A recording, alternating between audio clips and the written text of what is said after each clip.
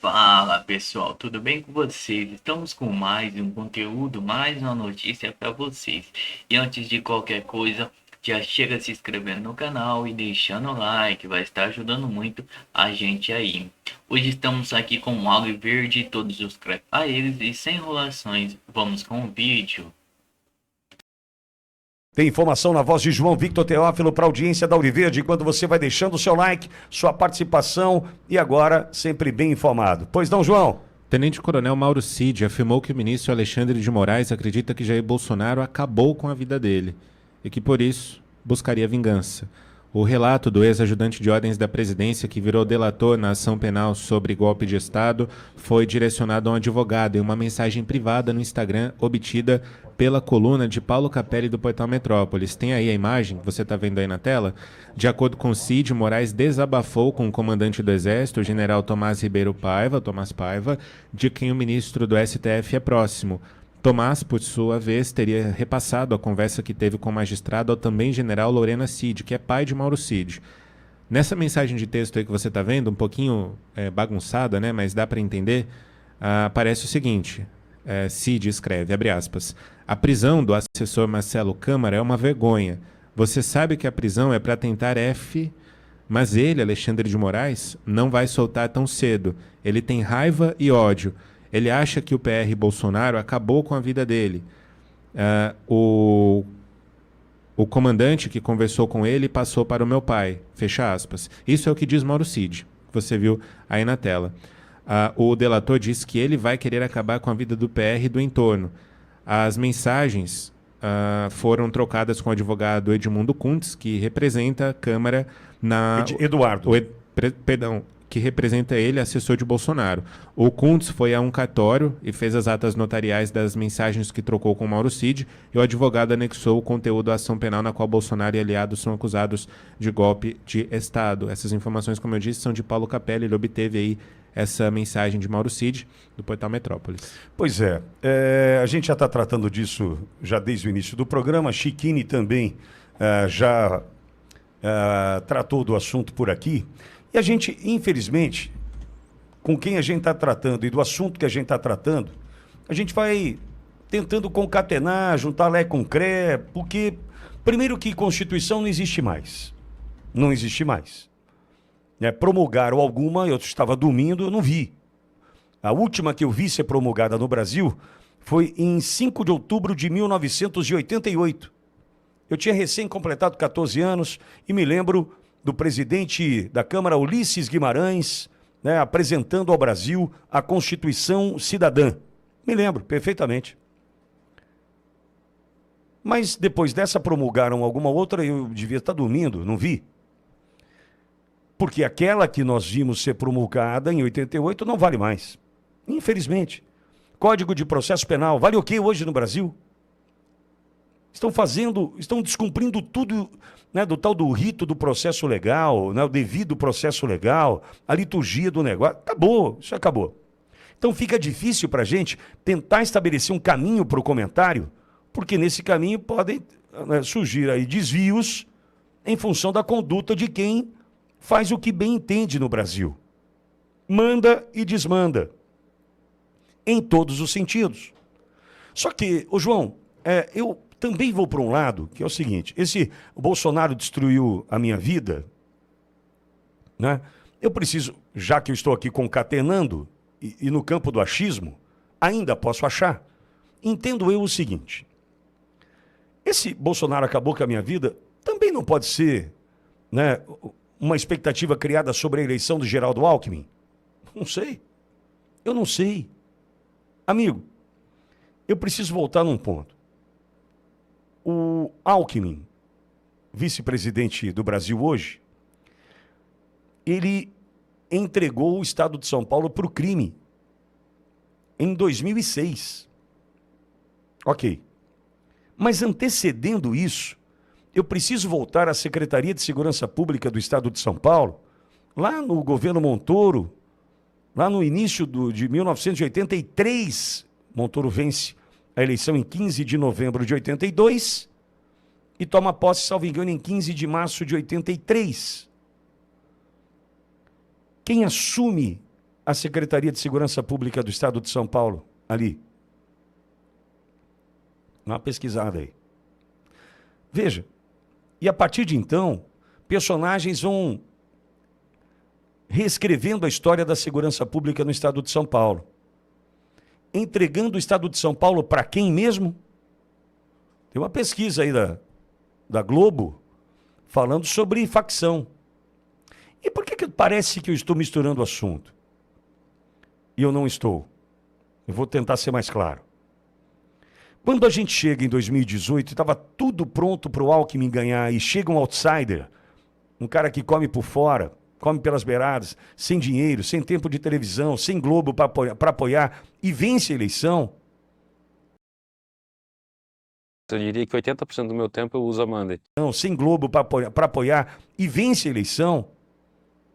Esse cara destrói o plano de muita gente. De muita gente. Embora esse cidadão que diz que o presidente Bolsonaro destruiu a sua vida, já estava numa bela cadeira, sentado ali, numa cadeira, repito, do Supremo Tribunal Federal. E tudo isso aqui no campo do achismo, porque a gente está partindo da fala do Mauro Cid. E eu não posso ser aqui incoerente, porque se em algum momento eu acho que o Mauro Cid mente, por que ele não pode estar mentindo com relação a isso também? Eu não posso ser incoerente. Né? Eu não posso pegar para mim só o que me interessa. A gente está ouvindo uma fala de quem até aqui se mostrou um verdadeiro mentiroso. Mas aí, essa fala agora serve? Então, atenção a isso também. É por isso que nós sempre devemos creditar a fala a Mauro Cid. A Mauro Cid. Então, segundo Mauro Cid, isso tem que constar. E a gente precisa lembrar do que Mauro Cid é capaz. Ali no interrogatório, na condição de delator, ele não pode mentir, diferentemente dos demais, mas na condição de colaborador, ele não pode mentir. E mentiu, segundo as redes sociais, a esposa. Certo? Certo. Então, será que esse destruir também não é destruir planos daquele sistema que queria tomar o poder? Não, Pitori, eu acho que pode ser simplesmente porque o presidente Bolsonaro, em especial, naquele 7 de setembro de 2021, escancarou, né, o que pensava sobre, em especial, os ministros do Supremo, mas toda a mensagem dirigida a Alexandre de Moraes. Então, essa história do ódio, de não gostar, tal, chega a um ponto que é comum, independentemente da conclusão que a gente venha a chegar. Pode ser por ter destruído planos, pode ser por ter inviabilizado a vida social, pode ser o que for. Pode ser de algo de maior ou menor relevância, não importa. A verdade é que todos nós já percebemos, inclusive membros da esquerda, aqueles que compõem essa esquerda que aí está, que o que nós vivemos hoje no Brasil com relação a essa perseguição fica cada dia mais clara que ela não vai ter fim enquanto o presidente Bolsonaro não for condenado, enquanto não for preso. Está claro para nós. Mas e a justiça no Brasil? Ela serve para quê? Ela serve para quê? Sabe, eu faço de novo aqui um convite à reflexão, desses que estão aí, magistrados, promotores, procuradores, sabe, presidente da OAB é uma porcaria, sabe? Essa OAB serve para quê, né? Então fica difícil fazer uma convocação para a OAB. Não existe, né? Existe só para defender interesses próprios, a gente já sabe. Mas fica aqui uma reflexão. Será que não era hora da gente, de fato, um grito de basta no Brasil? Será que não dá para a gente criar um movimento de basta? Porque o que nós estamos vendo e vivendo é um absurdo. Confirmada essa conversa, já registrada pelo advogado Eduardo Kuntz, mas confirmada essa versão de Mauro Cid, esse ódio de Alexandre de Moraes por Bolsonaro, a perseguição implacável de Alexandre de Moraes diante da família, por todos da família Bolsonaro, sabendo que isso é perseguição, sabendo que isso é para vingar um ódio, a gente vai deixar? Então a gente vai destruir o Brasil, deixar o Brasil ser absolutamente devastado, famílias que hoje estão absolutamente destruídas. A gente vai deixar porque tem um homem com ódio. Mas nós não somos 203 milhões de pessoas? Não somos 26 estados? Não somos trabalhadores, pagadores de impostos, cada vez pagando mais impostos? A gente vai se render ao ódio de um homem? É isso mesmo que eu estou entendendo? Um homem que persegue o entorno e bloqueia o salário de uma mãe de 6 filhos e tá tudo bem? O governador do estado de Rondônia nem se pronunciou. A justiça se pronunciou com relação ao bloqueio do salário de uma mulher, de uma mãe, 6 filhos com o esposo condenado e fora do Brasil. Tá tudo bem mesmo, é isso aí. O presidente Bolsonaro perseguido, implacavelmente perseguido, e tá tudo bem. A gente sabendo que é por ódio. Não. Desculpa, ou a gente se posiciona, ou a gente também já faz uma reunião, todo mundo fala assim, ó gente, esse ódio venceu, né, é assim mesmo que vai ser o Brasil, aí o sistema vai ganhar em 2026, prende o Bolsonaro, destrói a Auriverde, é isso aí que a gente quer. Tá bom, a gente vai tomando as decisões. Agora, a gente está num movimento aqui diário de conscientização, de tentar abrir os olhos, só que nós precisamos de personagens que venham para o jogo, mais efetivos. Porque enquanto você, amigo, eu digo e repito, quem se esconde atrás do salário, quem se esconde atrás dos penduricários, sabendo que tudo está errado no Brasil, que hoje nós vivemos essa insegurança em função do ódio de um homem, e está tudo bem para você, me perdoe, eu não posso achar normal. Não, Vitório, eu sou um juiz de direito, eu não posso entrar nessa briga, porque, né, se não perco, eu posso ser afastado das minhas funções. Deixa eu só te lembrar, eu cumprindo com as minhas funções, com as minhas obrigações, eu vivi 16 meses de doação. Quem sustentou a Auriverde por 16 meses foi a doação dos ouvintes. Mas eu não me lembro de ter fugido da minha responsabilidade aqui, porque em algum momento tentaram me seduzir, tentaram me enfiar do lado errado da história e eu não me entreguei. Porque você é um tonto. Ok, prefiro ser tonto, né? Do que dormir do jeito que você tem dormido aí. Sabendo que estão fazendo o que estão fazendo pelo Brasil por ódio e a gente aceitando. Não dá para aceitar, me perdoe. Eu não consigo entender, né? Olha, por ódio destruíram o Brasil. Tá, e por ódio não tinha um homem, não tinha um grupo, não existiam líderes para a retomada do Brasil? Não, eles preferiram ficar com seus salários em dia. O nome disso é covardia. Fala pessoal, vou trazendo para vocês uma notícia aqui agora. Conexão política. OTAN eleva urgência a estabelecer gasto mínimo de 5% do PIB em defesa militar. A organização do Tratado do Atlântico Norte, OTAN, estabelece nesta segunda-feira, dia 24, que os países membros deverão destinar no mínimo 5% do produto interno bruto, PIB, para gastos militares. A decisão anunciada durante a cúpula de entidade de Haia, na Holanda, representa uma guinada estratégia na política de defesa coletiva da aliança. No novo patamar de investimento visa reforço capacidade militar da OTAN diante da crescente ameaça representada pela Rússia e também reflete a pressão da direita dos Estados Unidos, especialmente desde o retorno de Donald Trump à presidência em janeiro de 2025.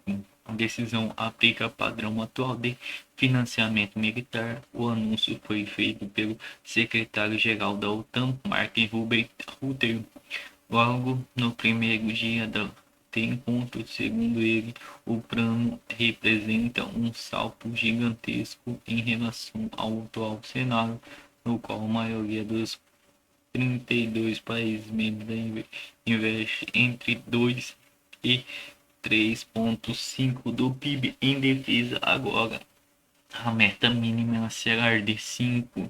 sem exceções, embora alguns países tenham perdido mais tempo para a adequação.